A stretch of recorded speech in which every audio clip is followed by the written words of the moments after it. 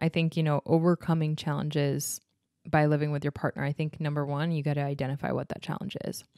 I think if you can't be honest with yourself of what is bothering you or what the challenge is, because you and I were misaligned in that regard, and we have our reasons why.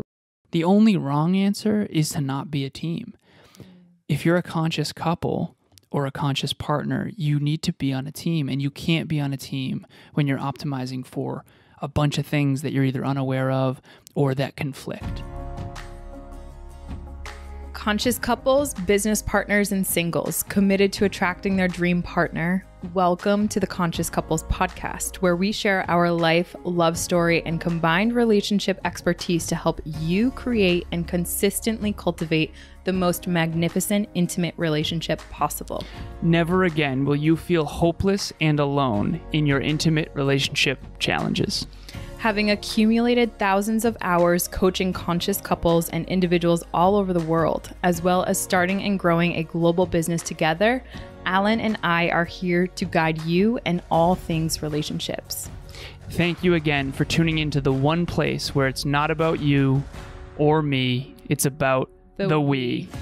Conscious couples and individuals all over the world, welcome back to the Conscious Couples podcast with myself and the beautiful Emilia Smith. Today, welcome to episode number 17 about overcoming the challenges of living with your partner. So for the first, essentially 2 years of our relationship, we were not living together yet. Nope. Even though we had intended on it and we're very excited about it. And then eventually we moved in together and had just blankets on a floor. I remember when we first got to this home, we had just blankets on a floor. We had no bed. We had no couch. We had an empty, big, beautiful home and 3-bedroom. And we didn't want to leave. We didn't want to leave. We were like, it's not aligned for us to leave here. Let's sleep on the effing floor. So we did. We piled a bunch of blankets together and we ended up sleeping on the floor with Tucker because Tucker's stuff wasn't set up as well. But as always on the Conscious Couples podcast, ladies first. Well, I'm glad that you started there, and shout out to NLPS for producing this. We want to make sure we give them a shout out.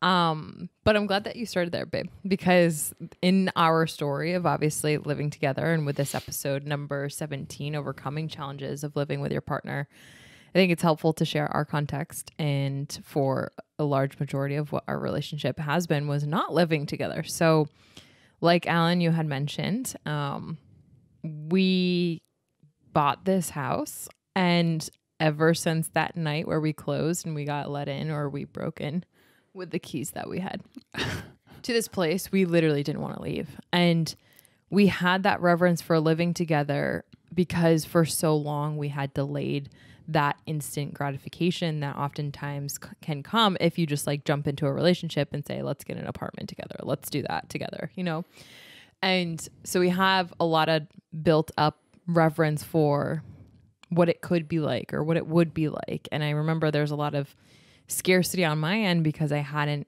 lived with a male aside from my brother and my father before, really ever. And you had in your past lived with past partners. And so I had no idea what it would be like living with my partner. And I was very scared. And I just flashed back to all the times that I was in college and I would go to guys' rooms where there was parties and I would go to their dorms or their apartments, and it was always like nasty. There was an ongoing joke while we were in college of like, if you're at a party at a guy's dorm or a room or whatever, don't go to the bathroom because their bathroom is always nasty. So anyways, I had all these like fears coming into the living situation when it came to moving in with my partner, which luckily and thankfully all of them completely invalid because Alan's incredible in this regard. I'm very grateful for that. But to start, I think the fear of moving in with your partner, of will we be compatible? Will what I like also be what he likes about, whether it be the little things or the big things? How do you as a partnership have those conversations when you might be insecure about something? Or And here's what we found out, what we'll talk about in this episode. What do you do when you realize that something, meaning like a lifestyle preference, a preference that you have for something the way that it needs to be based off of your conditioning? What happens when that starts to become a point, a contention, a pain point in your relationship? Because you realize that your importance for this thing or the way it's done or in what time frame it's done isn't the same standard that your partner might have or your partner might have been conditioned to have.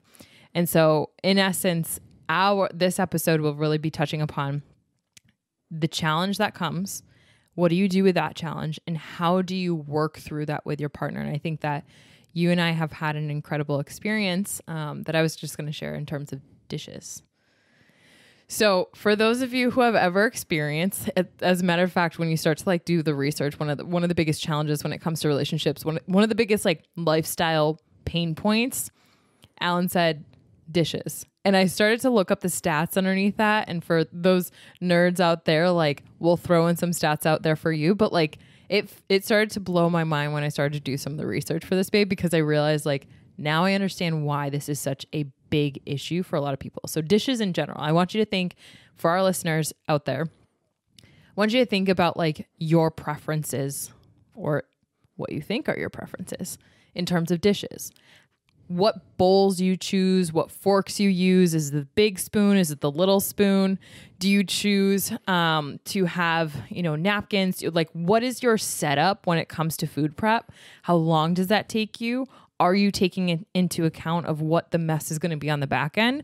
And how quickly do you clean up your mess after you've eaten your food and completely devoured whatever was on that plate? Oftentimes we're not going about our day kind of like timing ourselves of like, I completed the dishes in like 7 minutes after I ate. Like, awesome. Like we don't have that on leaderboards when we grow up. Maybe some of us do. I don't know. Not gonna call you out for that if that's the case. But growing up, I experienced a household where my family was very important to them to make sure that dishes were out of the area once food was done being eaten. It was like immediately if the dishes were not cleaned up and if there was like no trace of us having dinner, if that didn't happen, then there was a point of contention in the relationship. We would all feel it. It would be a threat to the social harmony that would exist in our family households. And though there may be not have been malintent underneath that, that's what was experienced. As a kid, it was always really important to make sure that you helped out with mom when it came to cleanup time and the dishes in the kitchen. And whoever got the short end of the stick would always be doing the majority of the work, cleaning the gunk off the dishes.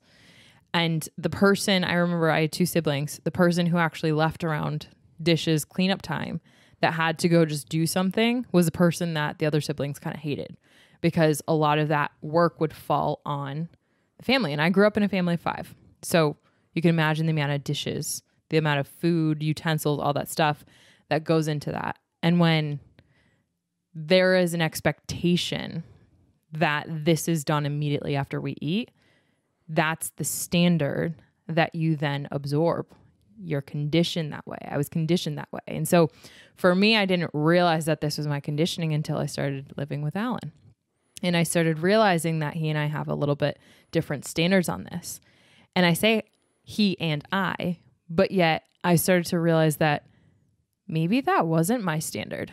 Maybe that was just my conditioning because I grew up that way. If I didn't put my dishes in the dishwasher immediately after I ate, there would be problems in the household. I would be yelled at, like little things that would disrupt the family unit. And so naturally, I grew to learn not to do that. And then it became a preference. And then it became almost like I was so anal retentive about it needing to be that way. And I didn't know that until you and I started living together because your conditioning was very different from mine. Like, as a matter of fact, the complete opposite. And so when we started living together and I started to see dishes go into the sink and sit there for like a day or a couple days and you having no problem with that. And then there's a little part of me saying, what is going on here? We need to like attack this. It started to become a very noticeable, and I'm grateful for you being so kind and loving at realizing like that's starting to become a wedge in our relationship, because I have this quote unquote preference or standard of a lifestyle preference that's now getting in the way of you and I being able to connect. And I remember having a very uncomfortable conversation that you had with me of like, is this really more important than our relationship? Is me putting my dishes in the dishwasher more important than you and I having a beautiful evening together? And I had to sit in that discomfort of that question and say, babe, no. My conditioning wants to say, yeah. These results matter. Why? Because that was my conditioning.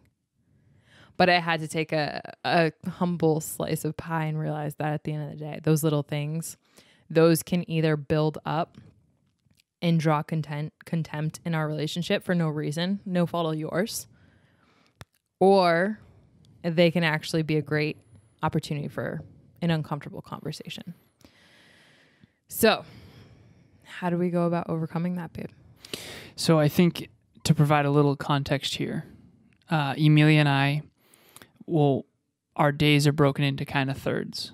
Mm-hmm. So my day is broken into thirds. She's sort of aligned with that as well in her own life as well. Mm-hmm. So the first third is for me, which is the morning is mine. Second third is for service. Third third is for fitness, food, and family. So essentially from wake up time to 9 a.m. is for me time. Mm-hmm. Shower time, do my work time, back office work, no front facing. So I'm not going to see any humans until 9 a.m. It used to be 10 when we were in the context of this story. Mm. From 9 a.m. to 7 p.m. is where people can book on my calendar for front-facing things, where I need to be presentable, I need to be in service of others, whether that's podcasting, speaking, coaching, consulting, virtual trainings, that whole thing. After 7 o'clock hits, I try really hard to transition, not always, but most of the time, into fitness, food, and family. Mm-hmm. And so after 7 hits, Emilia and I will often go to the gym together or separately. And then we get home and we eat after the gym. And there's a lot of reasons why to eat after the gym. Anabolic window, muscles are depleted. You know, how do you get the most out of your calories right after a workout? Mm-hmm.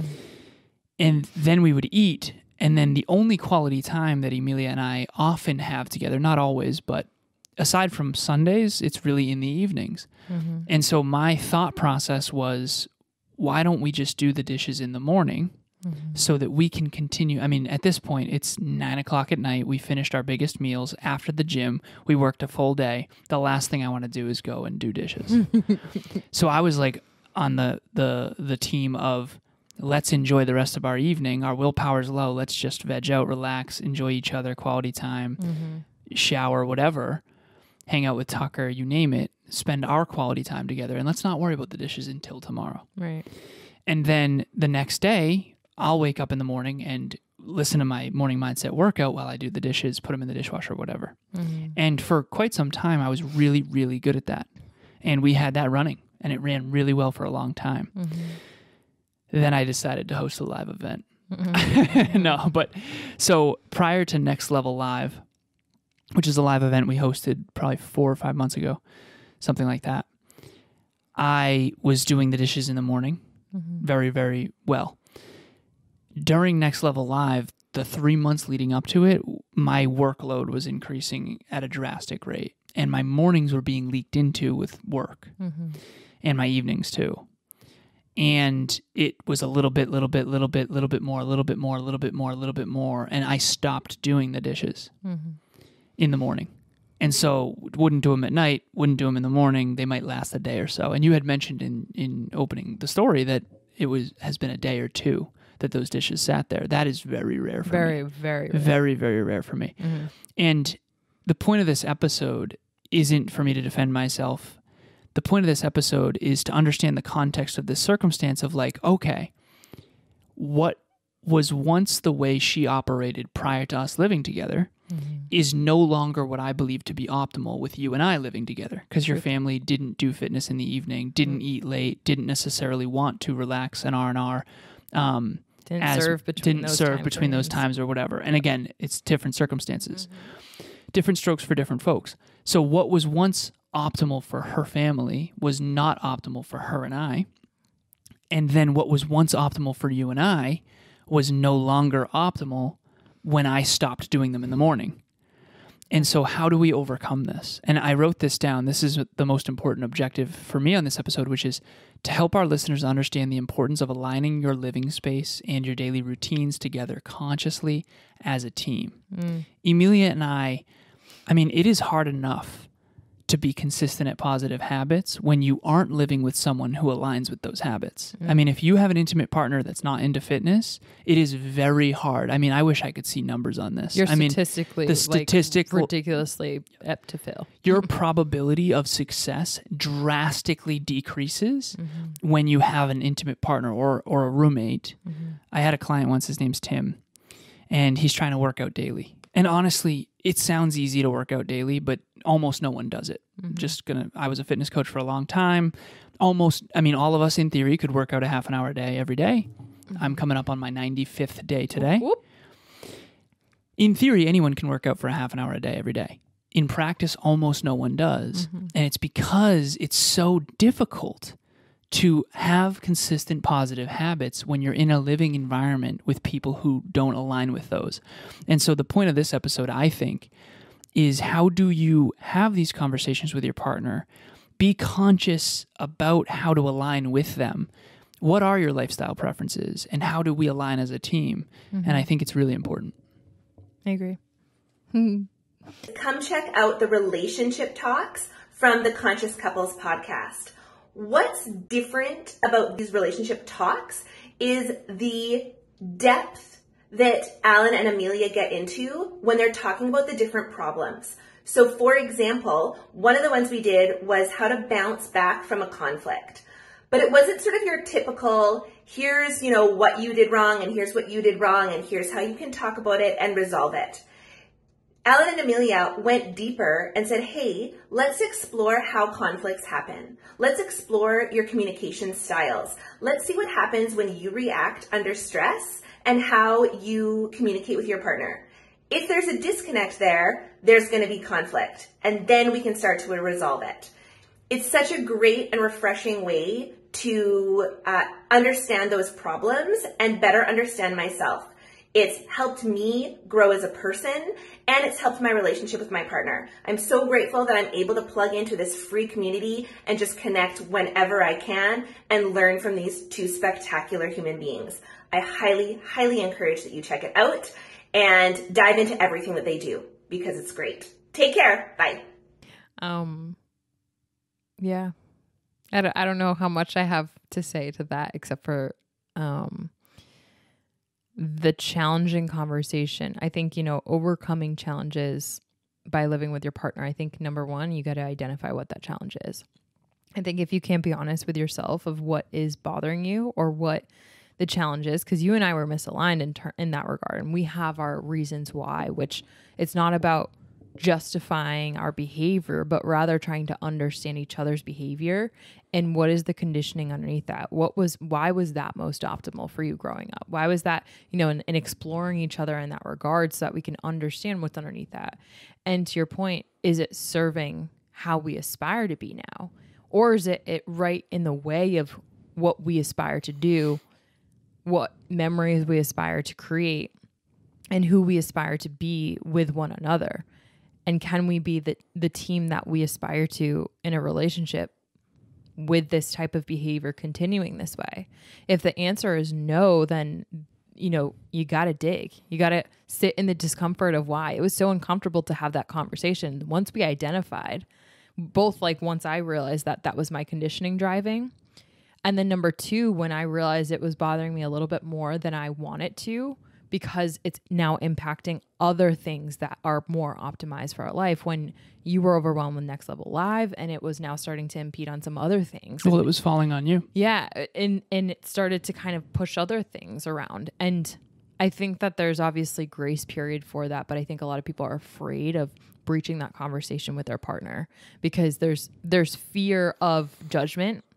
There's fear of not being able to work through it together. And I think there's just so much fear underneath that. And so once you identify what that is, number 2, understanding that there's got to be a conversation, that a vulnerable, like honest conversation with an integrity of how it's making you feel. Digging underneath the why to understand the logic can help uncover so many things that might be valuable for you. And then you can choose whether or not that serves you in your relationship. And then from that, based off of that, like you can choose, ironically, a way forward together. You don't have to have your conditioning choose for you in your relationship, in your standards, in your lifestyle preferences. Believe it or not, you two can choose what serves this rule book for the life we want to create. When we first met, I remember telling you, for our relationship, I want us to create our own rule book. Yeah. And essentially what that means is learn from the past rule books that we both grew up in under other people's roofs, and then analyze them, understand them. What are the whys under it, if there were any, which sometimes there weren't, it turns out. Yep. And it was just their parents' conditioning and their parents' conditioning. Yeah, and your grandparents and grandparents. Yeah. But we've created our own rule book. And so now, full circle. Proud of that. Okay. Now, ever since you had that vulnerable conversation with me after Next Level Live about the dishes, how's it been? Babe, he's been killing it. Everyone. By the way, even before this, the chicken is all taken care of for us. Like, he is so proactive. And I mentioned, I'll put just really quick, pull some data out there. When I was looking at some of the stats of why like the dishes are such like a big thing. It turns out from a study of the Bureau of Labor Statistics, 2 hours approximately, so this was back in 2016, 2.6 hours per day is spent by typically gendered women on household tasks to keep the ball rolling forward, to make sure that needs are met, et cetera, in comparison to 2 hours, statistically speaking, that males will spend a day. And turns out food prep alone is about 1/3 of that time. And so when you look at those stats, you start to understand, okay, there's a lot of pain associated in that arena for couples in particular. And ever since I expressed that truth, you have been ridiculously proactive at trying to make sure that we are more aligned and more optimized than we've ever been. And I'm super grateful for that. And I wonder if it I don't wonder if we would have bounced back as well if I didn't express that truth, because I know that you have standards for yourself and we have such great communication. But that's the thing. Like, a lot of people wouldn't have that comfort in their relationship to feel as though they can express that and that their partner can work with them on that. But sorry to interrupt you, babe. No, the reason why I bring that up isn't like, oh, look at how well I've done. I want the listeners and the viewers to understand that when your partner brings something up that's important to her or him, it needs to be made important to you. And you can't read minds. So if she were to come to me and tell me that it's really important for XYZ reason, and here's the reason, and I value her, it's important for me to be more proactive. And I think that there's a couple things. Everyone out there has lifestyle preferences, whether they know it or not. I have a weird thing where I like to brush my teeth in the shower. Love it. Okay, that I habit stack everything in my life. So my mouthwash, my toothbrush, my flossing all happens in the shower. We all have those little weird quirks that we love or maybe are conditioned to love. And the way in which, I think the most important through line of this episode is this. When you start to live with your partner, if it's a conscious couple, if it's a conscious partner, now you can both understand yourselves at a deeper level, and then you can figure out, oh, okay, this is her lifestyle preferences. These are my lifestyle preferences. Let's understand the benefits, the pros and cons of both, and then let's see what we believe to be more optimal. And that's really what you and I have done, and I think it's made both of us much better in many, many other regards too. I mean, I think of sleep preferences, temperature in the winter preferences, all kinds of different conditionings that I wanted to bring up, but the timer is done, and we gotta go here. So my most important question for the listeners and viewers to ask themselves, what are my true preferences? What are your real preferences, or are you suppressing them? Do you even know what they are? Do you want to brush your teeth in the shower too, or do you not want to do that? Do you brush your teeth twice a day, 3 times a day, 4 times a day, or only once a day? Which we don't recommend. I'm just joking. And then the second most important part is, how can I work with my partner to align with those preferences? The only wrong answer is to not be a team. If you're a conscious couple or a conscious partner, you need to be on a team, and you can't be on a team when you're optimizing for a bunch of things that you're either unaware of or that conflict. When you live with someone, there's going to be certain things that they prefer that you don't, and vice versa. And the only way to make sure that you work together as a team is to talk about those things, have those conversations, sit down with your partner, listen to this episode, listen to this episode about our dishes story. And now we feel more aligned than ever. And you can do the same, whether it's dishes or shower or bath mat or the pets. The only wrong answer is to suppress, and build resentment, because I'm constantly humbled by how, quite frankly, you and I, the way we operate, we make sure there's no bugs in the garden. And if there are bugs in the garden, which of course there are at times, we identify and rectify them so quickly. And that's what we want to help you do as listeners and viewers, because love is the most important thing in the world, and it will get squashed by this stuff that really doesn't matter in the long run. No one's going to look back and, well, you know, that dishes issue really is what did us in. The little things become the big things when they add up over time. These little 1% improvements are absolutely everything. So that's all I have, sweetheart. And I'll let you send us off. I love what you said there. Those little 1% improvements become exponential, compounded impacts in one direction or another. And you can choose that direction when you apply consciousness to what you're doing, right? Is it your conditioning or is it your choice, right? So great question. And like I had said, like we started to grow a little bit apart in that regard, or at least I felt as though we weren't growing together as much as we could have been. And so that conversation was breached or approached. And from that, we started growing immediately back together. And I felt like we were on a team, and it was just so awesome. So if you're listening to this episode, whether it's with your partner or by yourself, please join us. We have an event literally for this topic, like in the flesh. You can join Alan and I and a ton of other conscious couples, and there's some singles in there too that want to grow together and not apart, and figuring out and identifying these bugs in the gardens that might be eating your love and your relationship is so vital. You know, it's one of the biggest vital signs. So join us.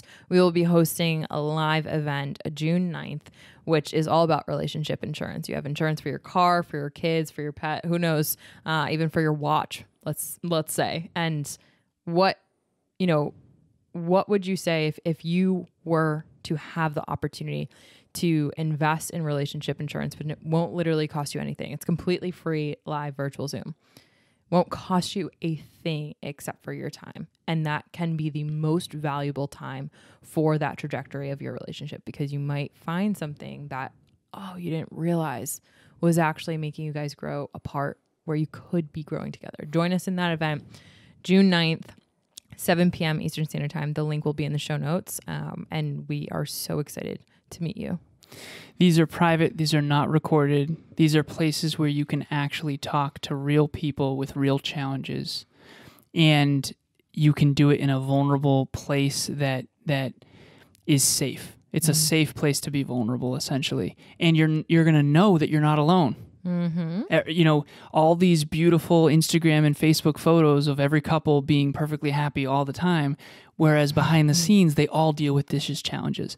And we know that because we're coaches, but other people don't necessarily know that. So come join us, talk to real people about real challenges, and see how they've overcome them and or are working on overcoming them. So I wrote this down, okay? So every single Saturday, Emilia and I do Service Saturday, and one time per week, we jump on the phone with one listener of this show for a relationship talks. Okay. We've done this for, I think we're coming up on a year and a half, almost 2 years now, which is really, really cool. You're going to get clarity. You're going to get guidance. You're going to know you're not alone in your struggles, because we've coached so many people all over the world who have had the same struggles you have. You're not alone, and you'll have validation from that. These are completely private. This is a safe space, judgment-free zone to be vulnerable, just like the events. And we only do one of these per week. So make sure you sign up. The link is in the show notes. We love, love, love to meet our listeners and to talk relationships, and we hope that you sign up. Thank you for joining us today. We hope to see you back on our next episode.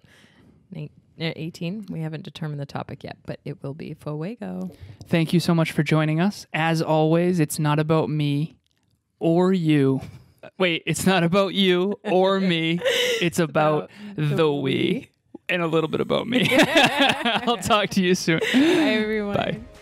Thanks for joining us for another episode of the Conscious Couples podcast. We love connecting with the Conscious Couples community, so please make sure you follow us on Instagram. I am at Evolve with Emilia, and Alan is a Lazaros 88. Also, if you or your partner resonated with this episode, leave us a review at the link in the show notes, and please share this with someone you love and care about. Until next time, remember, it's not about you or me. It's about the we.